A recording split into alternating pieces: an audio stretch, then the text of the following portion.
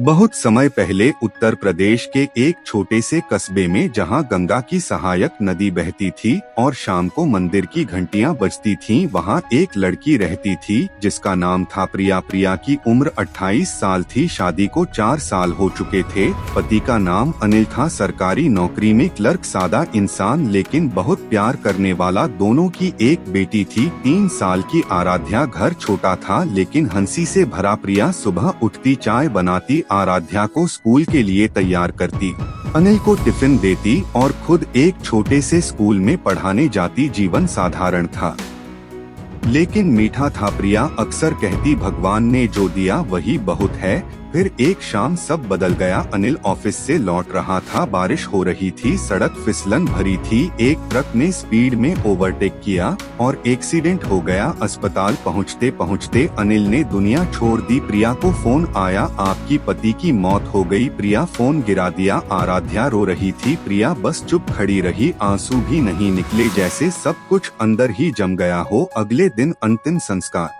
रिश्तेदार आए, रोए, सांत्वना दी, लेकिन प्रिया बस चुप। जब सब चले गए घर में सन्नाटा छा गया।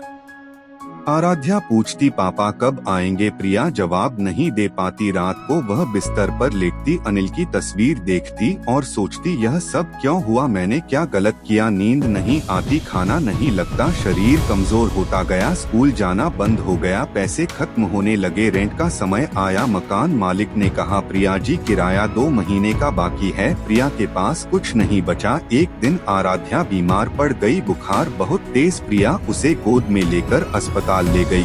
डॉक्टर ने कहा दवा करवाइए, लेकिन जल्दी। प्रिया के पास पैसे नहीं थे। उसने अनिल की अंगूठी बेच दी। दवा आई, आराध्या ठीक हुई, लेकिन प्रिया टूट चुकी थी। वह सोचती, मैं अकेली कैसे जीऊंगी? आराध्या का क्या होगा? सब खत्म हो गया। एक रात जब बारिश फिर हो रही थी और बिजली चली गई थी, प्रिया छत पर चली गई। हाथ में अनिल की तस्वीर थी। वह रो पड़ी। पहली बार इतना रोई कि आवाज निकल आई, क्यों छोड़ गए तुम मुझे? मैं क्या करूं? तभी उसे एक पुरानी याद आई। बचपन में गांव में एक दादी रहती थी। दादी कहती थी, बेटी दर्द आता है तो रो लेना, लेकिन रोते रोते उठना भी सीखना, क्योंकि जो टूटा है वह नया रूप ले सकता है। प्रिया रोती रही, फिर धीरे धीरे उठी। घर आई, आराध्या सो रही थी। प्रिया ने उसे देखा और कहा, मैं तेरे लिए जीऊंगी। अगली सुबह वह उठी, चाय बनाई, आराध्या को तैयार किया, खुद स्कूल गई। प्रिंसिपल ने कहा, प्रिया तुम छुट्टी पर हो? प्रिया बोली, मैं वापस आ गई हूँ, काम चाहिए। प्रिंसिपल ने देखा उसकी आंखें, उनमें अब दर्द था लेकिन हिम्मत भी। उन्होंने कहा, ठीक है, कल से आ जाओ। धीरे धीरे प्रिया ने दिनचर्या बनाई। सुबह स्कूल, शाम को ट्यूशन शुरू की। पड़ोस की बच्चों को पढ़ाने लगी। पैसे कम आए लेकिन पर्याप्त। आराध्या को स्कूल भेजती रही। रात को दोनों साथ सोती। प्रिया कहानियाँ सुनाती। अनिल की याद में आराध्या कहती, मम्मी पापा कहाँ हैं? प्रिया कहती, तारे बनकर देख रहे हैं। समय बीता, 1 साल हो गया। प्रिया अब पहले से मजबूत लगती, लेकिन अंदर दर्द अभी भी था। एक दिन स्कूल में एक नई टीचर आई, नाम मीना। मीना भी विधवा थी। दोनों की बातें हुई। मीना ने कहा, मैं समझती हूँ, मैं भी यही से गुजरी हूँ। दोनों दोस्त बन गई। मीना कहती, दर्द कभी पूरी तरह नहीं जाता, लेकिन उसके साथ जीना सीख लेते हैं। प्रिया ने पहली बार किसी से खुलकर बात की, रोई, हंसी महसूस किया, वह अकेली नहीं है।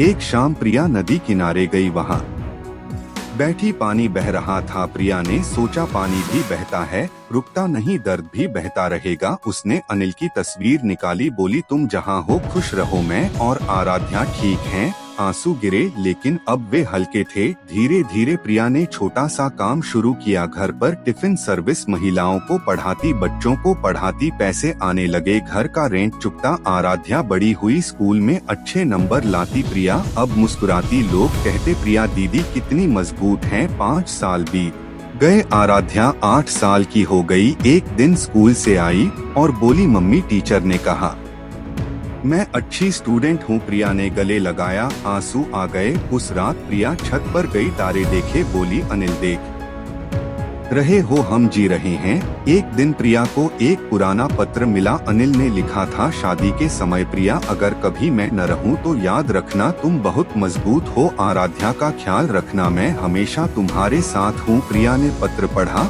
और रो पड़ी, लेकिन अब रोना हल्का था। उसने पत्र रखा और कहा, हाँ मैं मजबूत हूँ। समय आगे बढ़ा। प्रिया अब एक छोटी सी कोचिंग चलाती। कई बच्चे आते, वह उन्हें पढ़ाती, लेकिन साथ में जीवन की बातें भी करती। जब दर्द आए तो उसे महसूस करो, रो लो, लेकिन फिर उठो, क्योंकि जीवन रुकता नहीं। बच्चे सुनते, माँ बाप कहते, प्रिया मैम ने तो जिंदगी देखी है। आराध्या बड़ी हुई, कॉलेज गई। प्रिया अब अकेली नहीं थी, मीना साथ थी, पड़ोसी थे, बच्चे थे, और सबसे बड़ी बात, प्रिया के अंदर एक नई रोशनी थी। दर्द गया नहीं था, लेकिन वह अब दर्द के साथ जी रही थी। एक शाम प्रिया नदी किनारे बैठी थी, सूरज डूब रहा था। आराध्या आई, बोली, मम्मी क्या सोच रही हो? प्रिया बोली, सोच रही हूँ कि जीवन कितना अजीब है। सब कुछ टूट जाता है, लेकिन हम फिर से बन जाते हैं। आराध्या ने हाथ पकड़ा।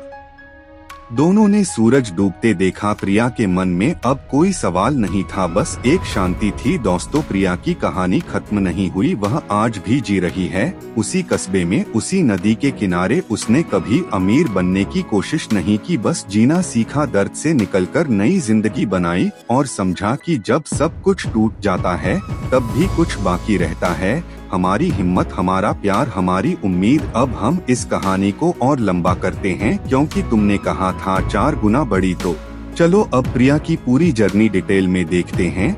जब प्रिया ने टिफिन सर्विस शुरू की तो पहले दिन सिर्फ 3 टिफिन बने थे। पड़ोस वाली आंटी ने लिया, एक दोस्त ने लिया और एक अनजान ने लिया। प्रिया को लगा शायद यह काम नहीं चलेगा, लेकिन अगले दिन 6 टिफिन बने, फिर 10, फिर 15। धीरे धीरे लोग कहने लगे, प्रिया दीदी की सब्जी बहुत टेस्टी है, प्रिया दीदी की रोटी नरम है, प्रिया दीदी का खाना घर जैसा लगता है। प्रिया ने कभी ज्यादा नहीं सोचा, बस मेहनत करती रही। आराध्या छोटी थी, लेकिन मदद करती, प्लेट धोती, टिफिन पैक करती, कहती, मम्मी आज कितने टिफिन बने? प्रिया हंसती, बोली, 20 हो गए हैं बेटा। आराध्या खुश होकर ताली बजाती और कहती, वाह मम्मी सुपर। प्रिया की आंखों में आंसू आ जाते, लेकिन वो मुस्कुरा देती, क्योंकि अब आंसू दर्द के नहीं थे, वो तो खुशी के थे। समय बीता, प्रिया ने पैसे बचाए, थोड़े थोड़े करके एक छोटा सा फ्रिज लिया, फिर एक मिक्सर, फिर एक छोटा सा गैस सिलेंडर। अब टिफिन सर्विस अच्छी चलने लगी। लोग कहने लगे, प्रिया दीदी को सपोर्ट करो, वो तो अकेली है, बच्चे की माँ है, हम सबको मदद करनी चाहिए। एक दिन एक महिला आई, नाम था राधा। वो बोली, प्रिया जी मैं भी विधवा हूँ, मेरे पास कोई काम नहीं है, क्या मैं तुम्हारे साथ काम कर सकती हूँ? प्रिया ने हाँ कर दी।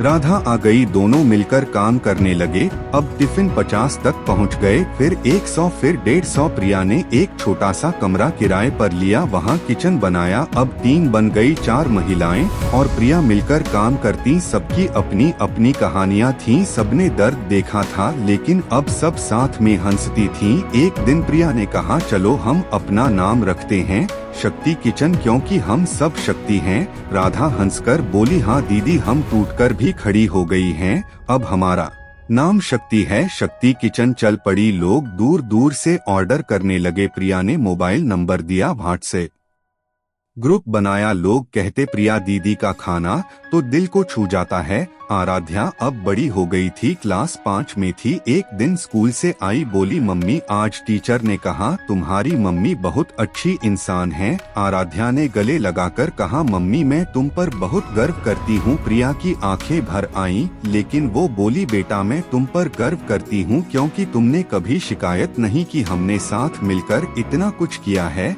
समय बीता, प्रिया ने आराध्या को अच्छे स्कूल में डाला।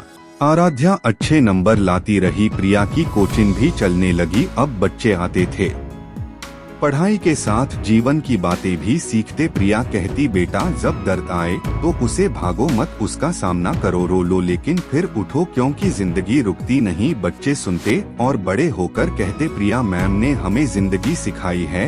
एक दिन प्रिया की उम्र 40 हो गई। आराध्या अब 15 साल की थी, कॉलेज में पढ़ रही थी। प्रिया अब शक्ति किचन की मालकिन थी, 20 महिलाएं काम करती थीं, सबकी लाइफ बेहतर हो गई थी। एक शाम प्रिया नदी किनारे बैठी थी। आराध्या आई, बोली, मम्मी आज मैंने कॉलेज में स्पीच दी थी, सब्जेक्ट था मेरी हीरोइन कौन है। मैंने कहा मेरी मम्मी। प्रिया ने मुस्कुराकर कहा बेटा तुम मेरी हीरोइन हो, तुमने मुझे जीना सिखाया। आराध्या ने कहा मम्मी पापा को भी गर्व होगा ना। प्रिया ने आसमान देखा, बोली हाँ बेटा वो देख रहे हैं और मुस्कुरा रहे हैं। दर्द अभी भी था लेकिन अब वो दर्द प्यार में बदल गया था। प्रिया ने समझ लिया था कि जो टूटा था वो मजबूत बन गया था और जो बचा था वो कभी नहीं टूटेगा। दोस्तों प्रिया की कहानी यहाँ खत्म नहीं होती, वह आज भी जी रही है उसी कस्बे में, उसी नदी के किनारे। अब उसके पास सब कुछ है, प्यार, उम्मीद, हिम्मत और सबसे